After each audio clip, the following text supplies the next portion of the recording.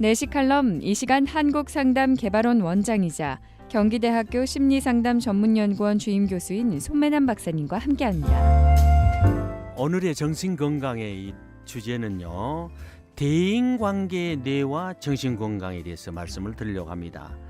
우리 원래 뇌세포라고 하는 거는요, 혼자 있으면 존재할 수가 없습니다. 사멸해버리거든요. 다시 말한다면 뇌세포는 서로 연결이 돼야 된다고 하는 것입니다. 그래서 인간은 원래 혼자서는 살 수가 없어요. 그래서 대인관계를 통해서 사는 것이 우리가 인간이라고 하는 거죠. 그래서 인간관계가 앞으로 우리가 살아가는데 그렇게 중요한 역할을 합니다. 그래서 우리가 뇌를 가리켜서 사회적 기관이다. 와서 요즘 와서 이제 이렇게까지 얘기를 합니다. 대인관계가 이 원만한 사람들은요, 원래 그 정서가 딱 안정이 되어 있습니다. 반듯한 외모에 아주 상냥하고 너그러운 성품을 갖추고 업무까지 우리가 뛰어난다면 얼마나 더 바랄 게 없죠, 여러분. 그런데 우리가 이제 흔히 이제 분노를 조절하지 못한 사람들 있잖아요. 이런 사람들은 어렵게 쌓아 올린 대인 관계를 한꺼번에 이제 무너뜨리는 요인이 되는 것입니다. 그래서 이 대인 관계가 파괴되는 가장 근본의 원인은 뭐냐? 뇌 안에 세로토닌의 신경이 약화됐을 때 그러는 것입니다. 세로토닌 신경이 약화가 되면은 분노를 조절할 수가 없게 되는 거죠. 그래서 대인관계를 파괴하는 그런 역할을 하게 되는 것입니다. 분노나요, 불안에 휩싸이게 되면요, 뇌 안에 노르아드레날린의 이런 신경이 활성화되고요, 또 이 노르아드레날린이 왕성하게 분비되고, 그래가지고 결국은 화를 억누르지 못해가지고 충동적인 행동을 하게 되는 것입니다. 세로토닌 신경은요, 이 노르아드레날린 신경을 억제하는 기능이 있습니다.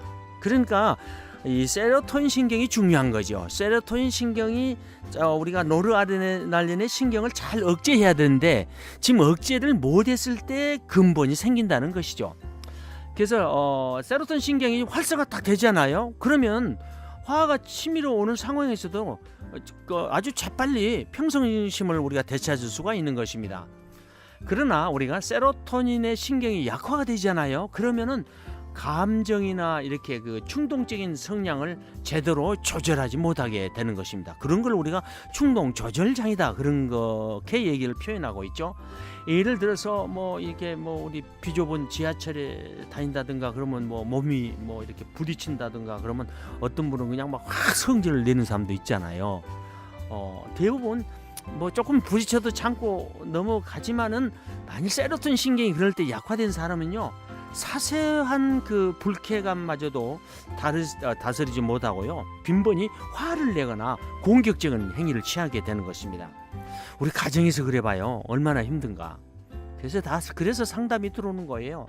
화를 참지 못하는 것은 이렇게 반항기 청소년 때만 있는 것이 아니고요, 어른들도 이제 우리가 많이 존재한다는 것입니다. 타인과의 의사소통 과정에서 세로토닌 신경이 약화될 때 곧바로 상대에게 불같이 화를 내는 것은 일종의 이 충동적인 분노인데요, 이것은 약해진 세로토닌 신경이 노르아드레날린 신경을 제대로 억지 못해서 생기는 현상이라고 하는 것을 우리가 깨달으면 되겠습니다. 그래서 충동적인 분노는 타인에게 공격적인 태도로 표현이 되지만요, 그것이 만약 자신을 위해서 폭발하잖아요. 그럴 때 그것을 자살이라고 그런 거죠.